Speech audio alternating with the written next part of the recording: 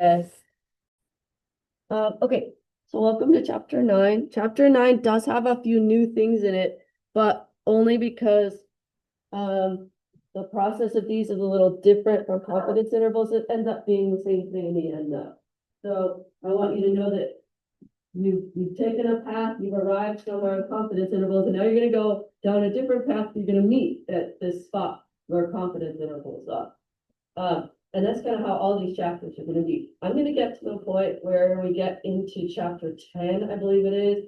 And I'm going to put up the notes, and you guys are going to be able to tell me exactly what to put down because it's 10% and it's large counts and it's random and it's, the same calculations as before. And you're going to be like, oh, well, this is this. So I'm going to look on this line of the yellow sheet, and you won't even really need me at that point. We're going to do the notes because I want your notebook to be beautiful.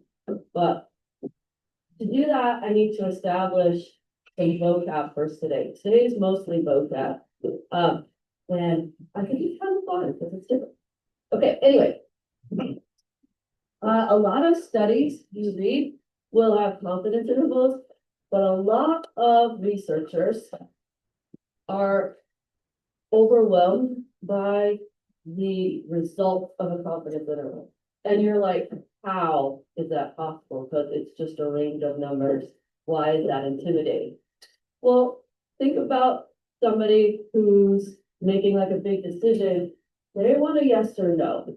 Do you guys notice how, like, in the confidence intervals at the end, I'm asking you for convincing evidence? These problems, these type of problems, they're called significance tests or hypothesis tests. I'm going to use both of those words interchangeably. It's just going to take test, basically, is a yes or no answer. It's the same thing as a confidence interval, but you're speaking to more of a person who's not a researcher, so they just want to know, is it yes or no? Don't give me a range. I don't care about your numbers. I don't care about your data. I care about yes or no. And so these are basically lazy confidence intervals. Unfortunately, the amount of work is exactly the same as a confidence interval. I'm not going to teach you any of the math today. There's no math. It's just the structure of how it works. And the structure of how it works is exactly how our legal system works in the United States. So if you have any knowledge of that, then a lot of this will be comfortable. Okay, so definitions, all definitions.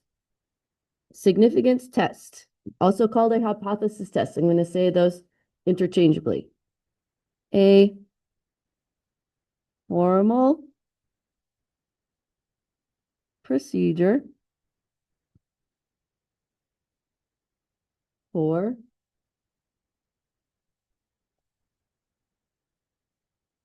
using observed data,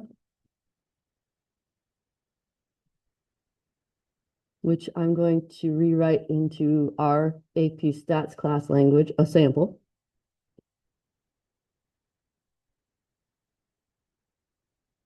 To decide between two competing claims. Okay, I just want to pause right there. A formal procedure for using observed data to decide between two competing claims. Okay, this is exactly the same thing I've been saying all year. I just wrote it fancy. I'm saying use something about a sample to determine something about the population. Isn't that what we do in statistics? Okay, so you're going to use a sample, and in these cases, you're going to be like, is P this or is P this, yes or no? So your answer is not going to come out a range of values. It's going to come out, do I have convincing evidence, yes or no? And I want you guys to look at the back board. I added some stuff to my favorite magnet poster thing. None of that stuff is new to you. That stuff is all chapter 2, but I'm hoping that I can pull from your chapter 2 knowledge to make this be easy. Okay, anyway.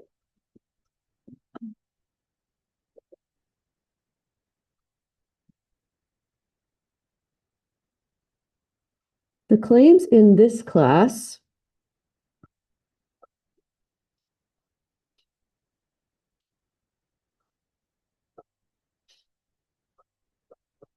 will be statement, they're very specific. It's not just like out in the world.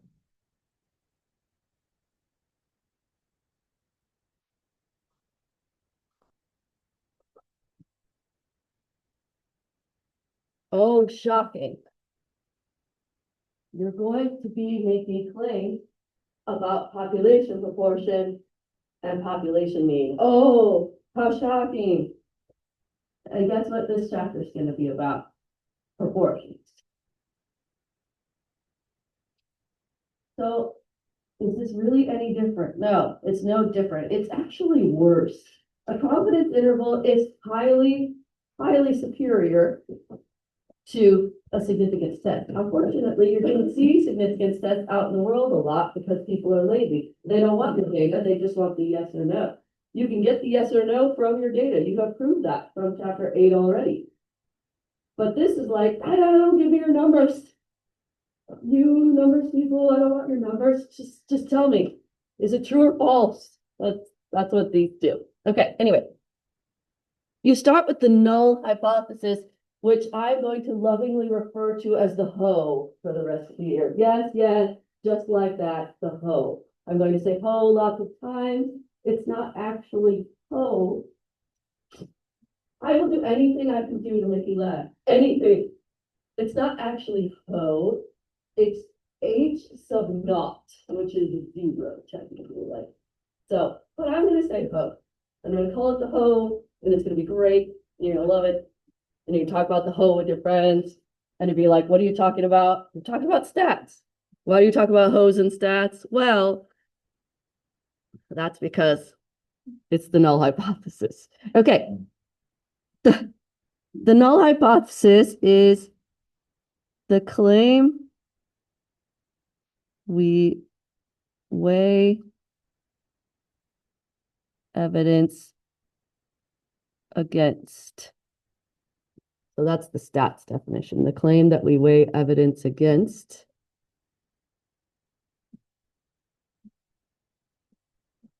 And in court cases, it's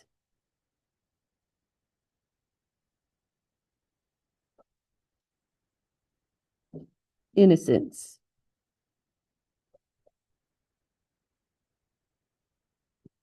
Nothing's going on. Nothing's happening here. We don't have anything interesting going on.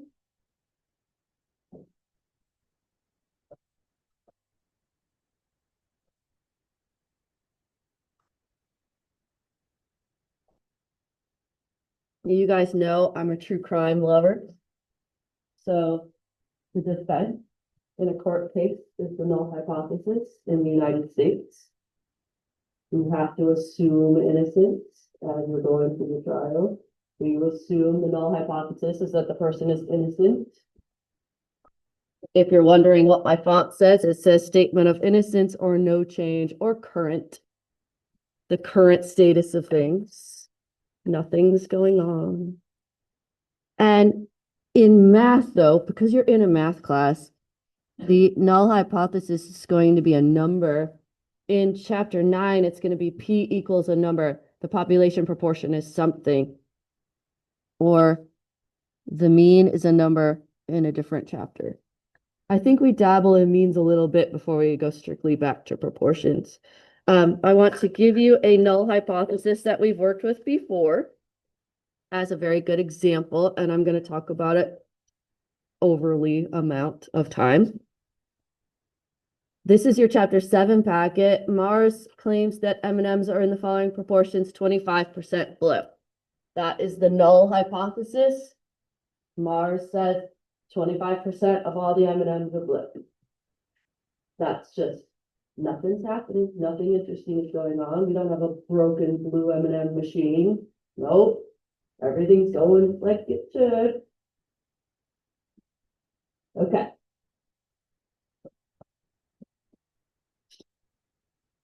If you're, if the court case thing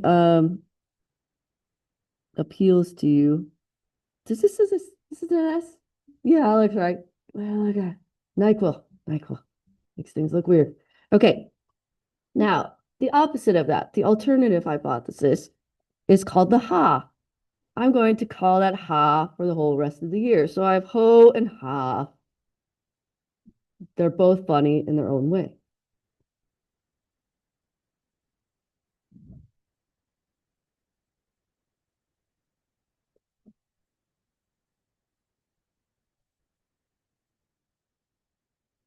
The Ha is the claim we weigh evidence for. So this is what something's going on. Something happened. It's not this. Their blue M&M machine is definitely broken, and there's way too few blue M&Ms in the population. Something like that.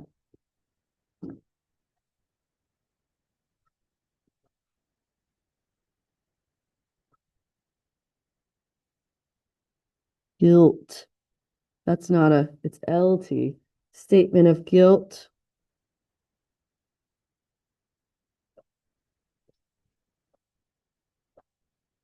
Or change or new. Something changed. Something's, and I put guilt in parentheses because these are math problems. It's not really that, that critical.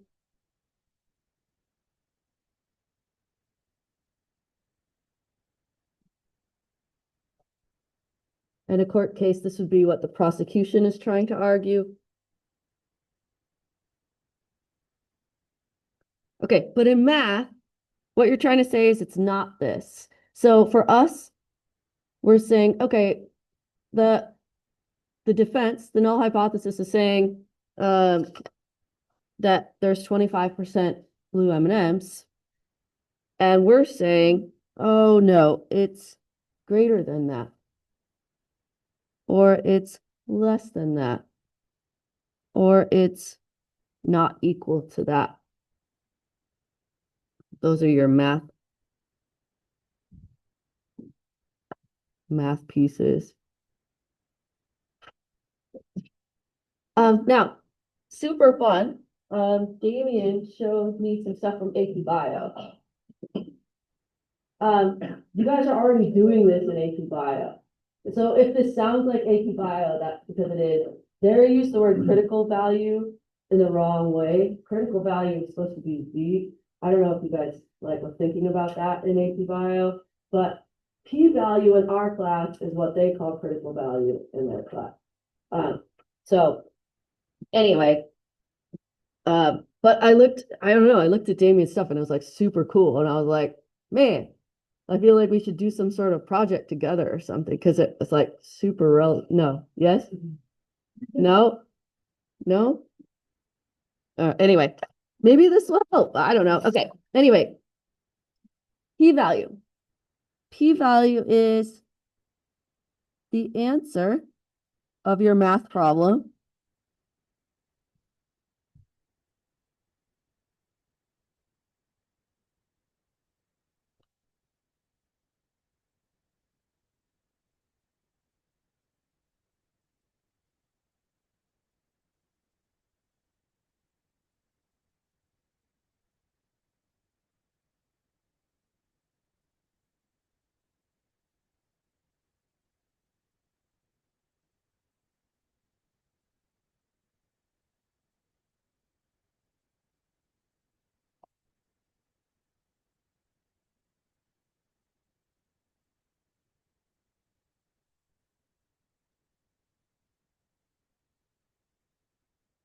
Okay, so I want you to think about a court case and you're sitting down in the observation area and you see that the prosecution wheels in like, 4 boxes of files and you see that the defense wheels in 12 boxes of files.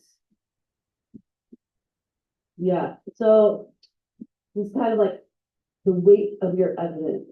For you guys, it's just going to be a number. It's a math problem. You have to remember it's a math problem. And the math problem number is going to help you decide whether or not the to go with which claim. But But I want you to think about it in terms of like weight of evidence.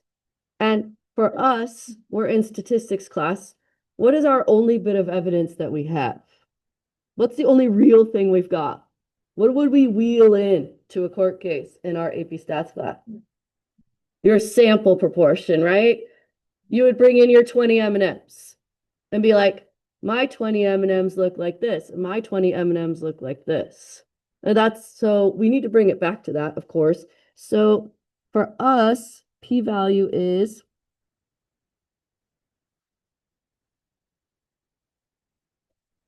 a probability, which is why it's called p-value.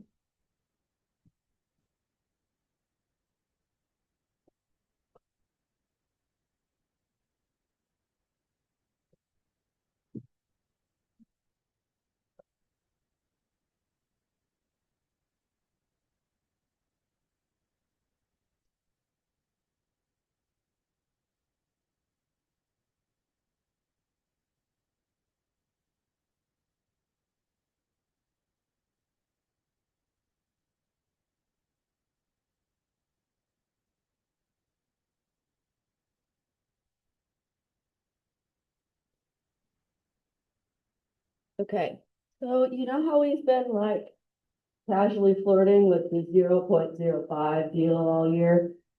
This is actually where it comes into play. Okay, now I'm gonna do my embarrassing thing over here, my super embarrassment. Are you ready for Mrs. Thomas to be embarrassed? It'll be fun for you, as it always is. Okay, so I've got court case. Picture some like high up guy at the Mars M&M company. He's sitting there in the defense, and he's like, "I swear to you that there's 25% blue M&Ms." And you come in and you're the prosecution. We're always prosecution in these because we want to prove something interesting. Why would we be the problem if we weren't trying to prove something? And you're like, "Look at my 20 M&Ms. I certainly did not get 25%. Okay, now I want to relate you back here. I want to remind you from chapter 7 about the thing called sampling variability. Everybody in here would wheel in a cart with their 20 different M&Ms, right? Everybody's sample would be different. Okay, now from my sample, if there was a 48% chance of getting a sample like mine, would I be really concerned with the claim of the defense? No, this is a very usual thing. This is look at the amount of area here. This would not be concerning. Well, it's probably 25%, right? If my sample had this many M&Ms, would I be a little bit more concerned that maybe there's too many blue M&M machines? If I got something way over here, would I be concerned that there was one M&M machine, blue M&M machine broken? Really low stakes problems, by the way. Oh, the amount of blue M&Ms really offensive to some people, apparently. Okay, but do you understand where these numbers are coming from? These are the probability of you getting that particular sample, just like randomly, like by a simulation. So that's why we study chapter 7, which gives you all possible samples. So just pretend they're all there. If I got one of these, I wouldn't be that shocked, and I wouldn't really be able to say, "No, your machine is broken." If I got this one, I would definitely be able to say, "There's something wrong with your statement." So when we interpret the p-value, and I'm going to do my highlighting here. This is the one sentence. I think there's actually no, I think there's a couple of sentences in chapter 9. This I think might be my least favorite of them.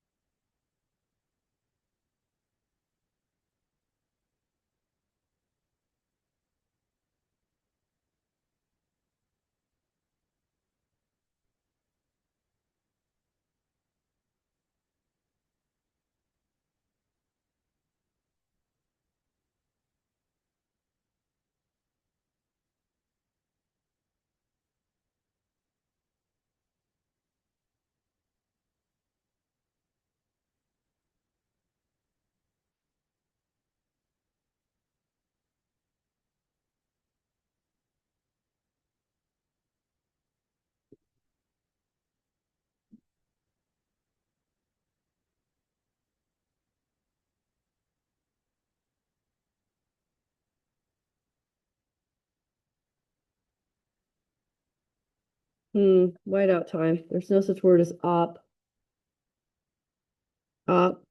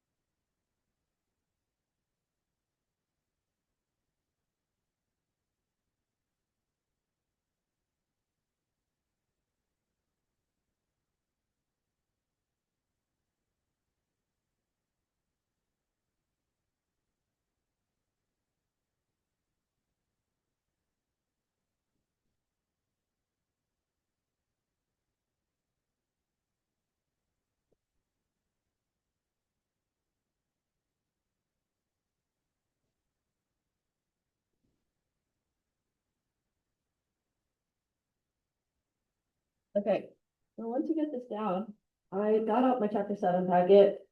I want to practice, we're going to practice writing this sentence again with our example that we have from our arts and crafts business.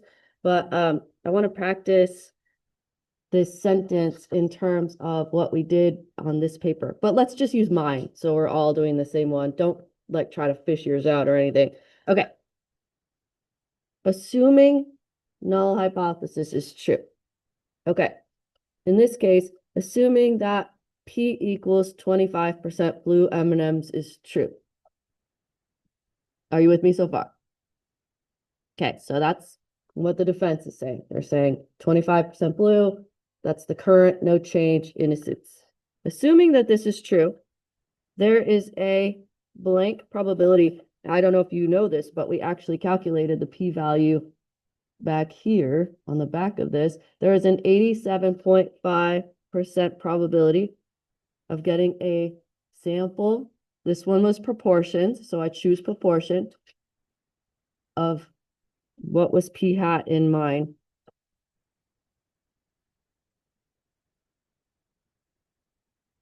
Zero 0.2, and I actually circled it here. 0.2 or less, just by chance, in a random sample of 20 M&Ms. And this is a really good example of sampling variability and how you might be off. What I want to do is plant a little tiny, before I move on, I only have 2 more things to define, but before I move on, I plant a little tiny seed in your brain that you're using one sample to make a very big decision about claims. And that could be problematic. I want you to look at how far apart our samples were spread out in the M&Ms. These guys down here might think that that blue machine is broken. These guys here think that that guy is definitely telling the truth. You guys see what I mean? And you're basing this whole yes or no answer off of one piece of evidence, which is just your sample proportion, which is problematic. There are different errors that you can make. This is where I'm going to bring in the O.J. Simpson Shawshank Redemption business tomorrow. So again, you guys should all have a little bit of an idea of what happened with O.J. Simpson. If you have no idea what happened with Shawshank Redemption, just Google it for me, please. Just read a 2-paragraph, just so we all come in with how these things can be problematic. Court cases can be problematic. Okay, anyway. Okay, so last bit. What are the two options that you can conclude in a court case? Guilty or not guilty. Okay, so that's how we're going to frame our two conclusions, guilty or not guilty. Which one is more interesting?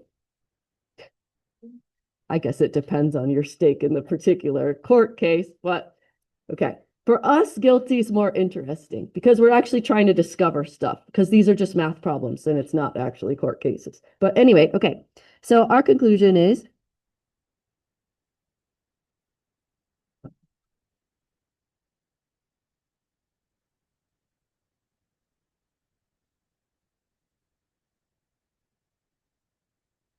okay, small p-value.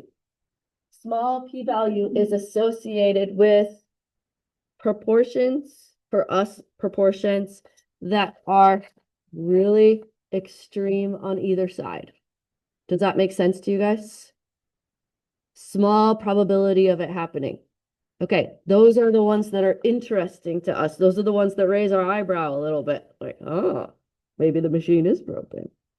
Okay, and this is going to be fun for you. Since our p-value is small, we reject the hoe and conclude, yeah, I said it.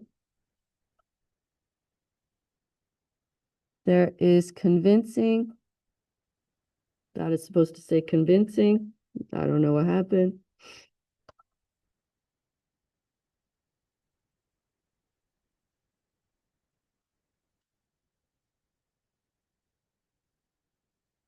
Since our p-value is small, it means our sample is so unusual that it could not possibly be running correctly, and there's got to be something amiss. I got no blue M&Ms in my sample. I'm suing. Right, like that. Okay. Because there's such a tiny probability of me getting 0 blue M&Ms. Okay, so this is the guilty type conclusion. And then not guilty.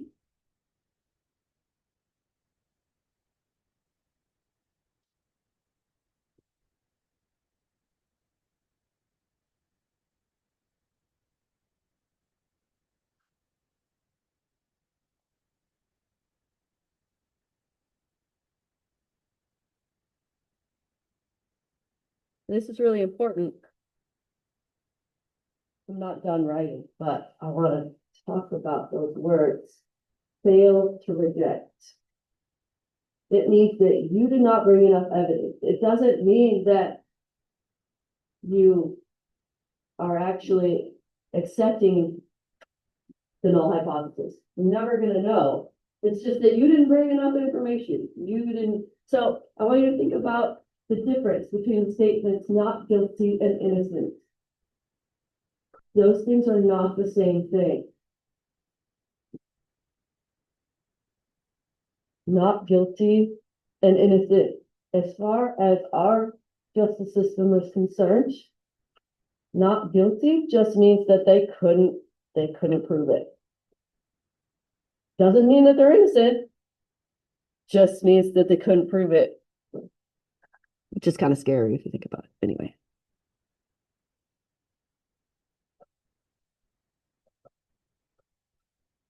I feel like stats just dabbles in everything. It's just like, I don't even know.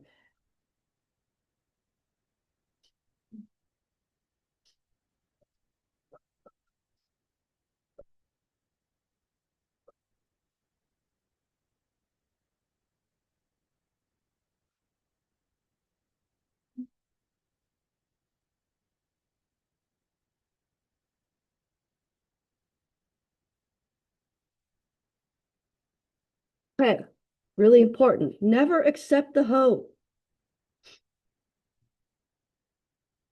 You don't know. You either reject it or you fail to reject it, but you're never really sure.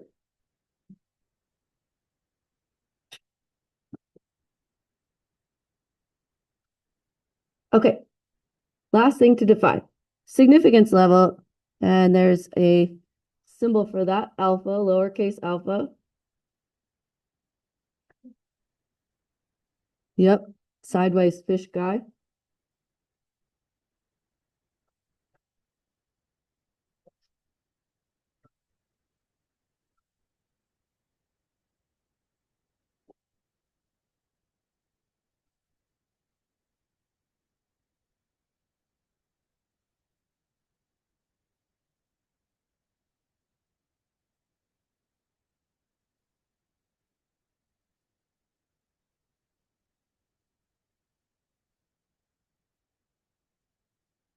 Alpha is the boundary of which you decide whether or not your results could have happened just by chance. And I've been telling you to use what alpha all year. I didn't define what it was, but what decimal have I been telling you to use all year? 0.05. So I just didn't call it alpha, but that's what I've been telling you guys was the threshold to decide if something was unusual enough or not. There's three very important alphas. This is the most common one. And these also happen a lot. And I want you to think about what the complement of those things are. What's the complement of 0.05? 0.95. What does that remind you of? 95% confidence interval. That's why I'm saying these are really confidence intervals in disguise. Because the alpha of this does and does not. I'll explain the math later. We're not worrying about math today. These are linked to confidence levels. It's the same dealio. Again, promise you, this is not like that far off from chapter 8. It's sort of fun though. I like finding things guilty or not guilty. I like getting excited when I get a low p-value and I get to reject the hoe. Super fun. Okay, if you guys could arts and crafts next, please.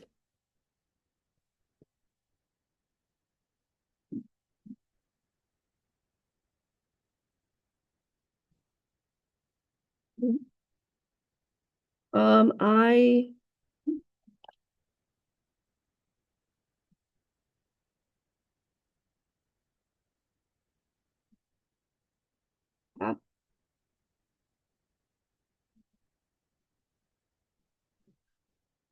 I think you can fit it.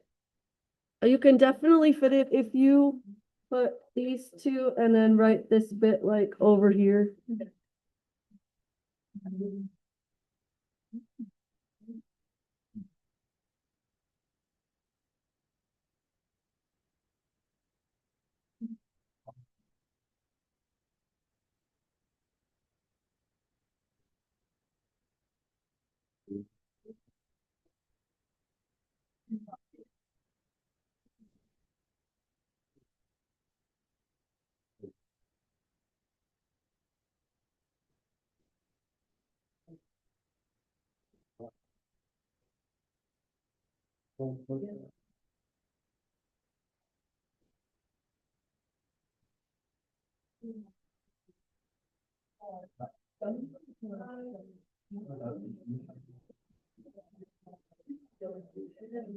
Are we still able to use the bathroom at this point today? That'd be great. I said, are we still able to use the bathroom at this point today?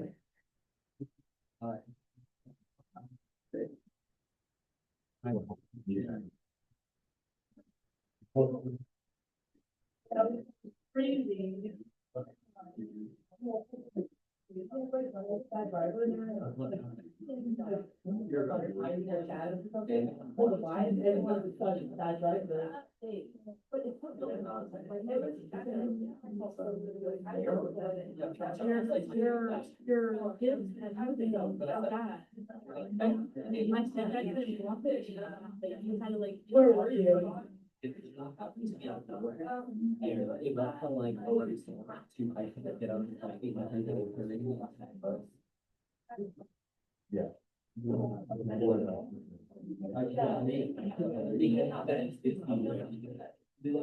Yeah,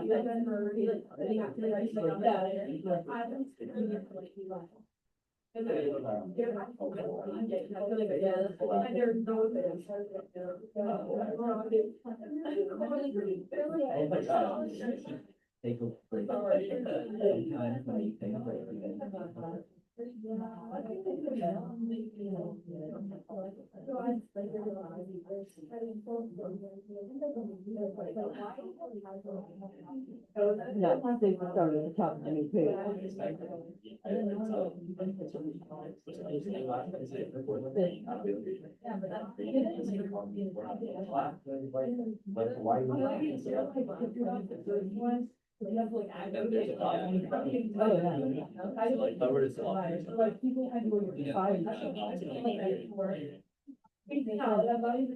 Something about, yeah. Moving my, the class. God runs around some hungry. I said, after everyone dropped it, I can't really remember it well enough. No. I'll talk to my counselor.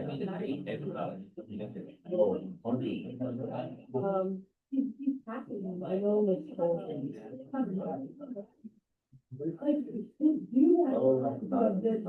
you're. And then basically I was like, I was looking for really out of home.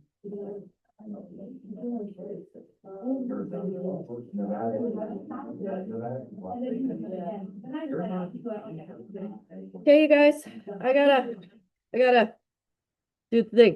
This isn't gonna take very long, but just want to make sure I don't like completely run out of time. It only goes to C. It's not terrible. Okay. So bringing this back to a math problem, because I had a lot of fun talking about pre-law, but now we have math problems to do. State the hypotheses for performing a significance test. This will be the state section of your FRQ when you're doing significance test problems. When you're doing the state, you need to have 4 things. One of them you won't have at the moment, but you want to state your null hypothesis, the HO. You want to state your alternative hypothesis, the HA. And then it says, be sure to define the parameter of interest. Now, this chapter is about proportions, but they want you to be able to apply this to means also. So this particular problem is about a population mean. Okay. A company knows that its regular AAA batteries last 30 hours, but would like to test if they could last longer. What is the statement of no change? What's the current knowledge? Nothing is happening, 30 hours. Okay, and I want to remind you that all null hypotheses are just a number with an equals, always equals, just a number. This is what's happening. This is what we know. This is our current knowledge. They would like to test if they last longer. So they would like to see if the mean is greater than 30 hours. These are not bad, I promise. Okay, and then the mean, in this case, the population mean is the true mean lifetime of all AAA batteries from this company. Okay, so the only other thing that you would need in this problem is to state your alpha level. If you're doing an FRQ, because you really need to establish a boundary before you do your test, it wouldn't really be fair for you to do all of your math and figure out your answer and then be like, oh, I'm going to pick this boundary so that I can reject the whole every time. Like, that wouldn't be fair. You have to establish it beforehand, but we're just practicing right now. Okay, the resulting p-value. So pretend they went and did the math. You don't know how to do the math yet. Pretend they went and did the math. I'm gonna give you a hint. It has to do with normal CDF. Pretend they did the math, p-value, probability, proportion was 0.0717. Interpret this value in context. Okay. Assuming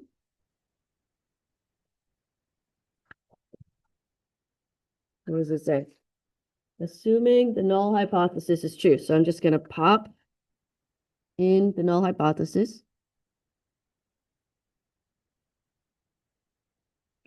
Okay, so assuming that all the light bulbs from this company have a mean of 30 hours.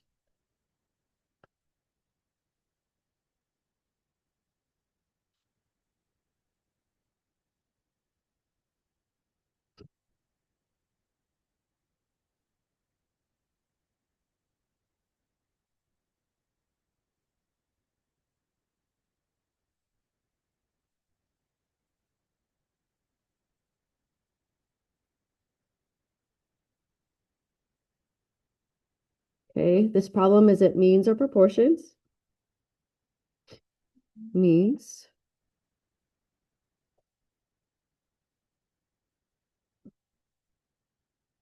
What was the sample mean? Mm-hmm.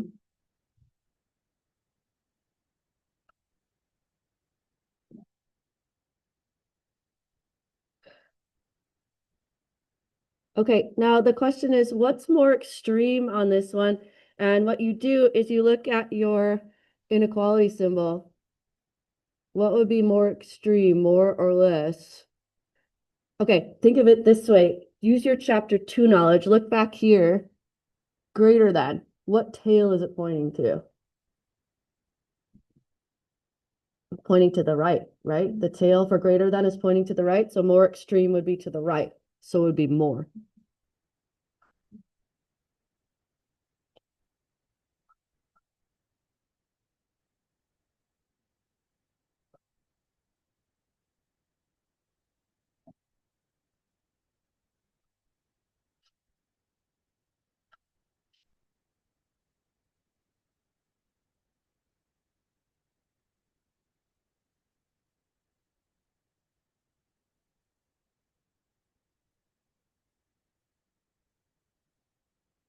Okay, so I want you to picture all the samples of 15 batteries.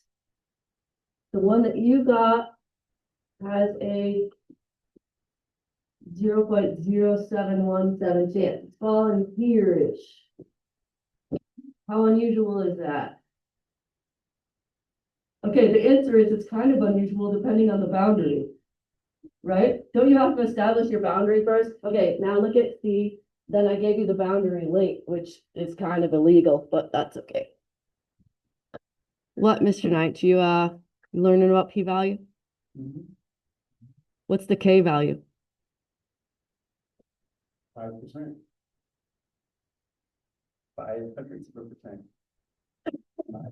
I just picked k for Knight. Like, Oh. that's alpha. That's a lowercase alpha. P-values. Always 100. That's good. I like that. What can I do for you, sir?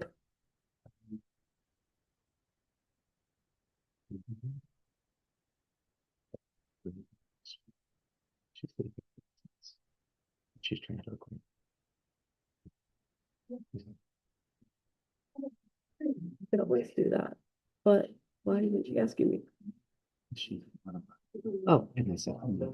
Oh, yeah, it's totally fine. Okay, wait, you're not done. You have to draw your conclusion. Okay. So do you guys know how it goes? State, plan, do, conclude. Okay, so the state would be this. The plan would be the conditions. Shocking. The do would be the math, which I didn't teach you yet, which would be normal CDF. Just a hint. Okay, and then the conclude. This would be the conclude. Since our p-value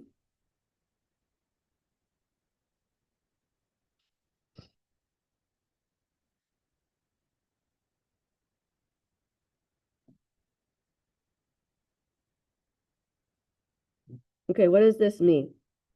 It's greater than 0.0. Yeah, it's not small. Great job. We failed to reject the hoe.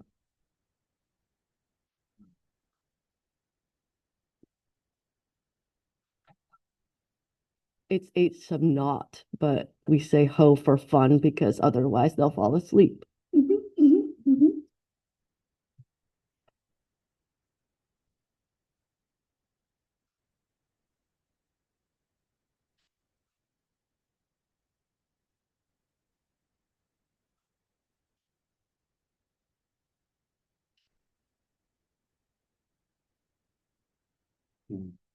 Okay, so we failed to reject the hoe.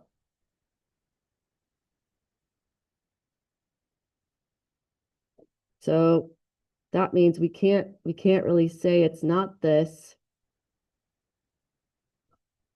Right? So we don't have convincing evidence of this. So all you do is you go to the ha and you rewrite it in words using the context. Okay, so we do not have convincing evidence that, what does mu stand for?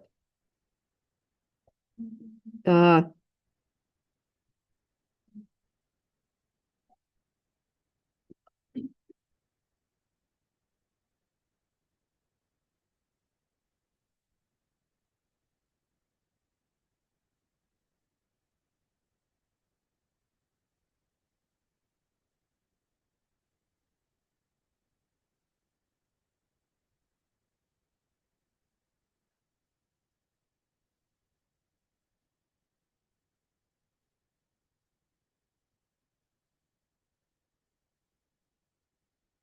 and then you're sad because you just were working at this battery company and you spent a lot of money on a research project because you wanted to advertise that your batteries were longer than 30 hours.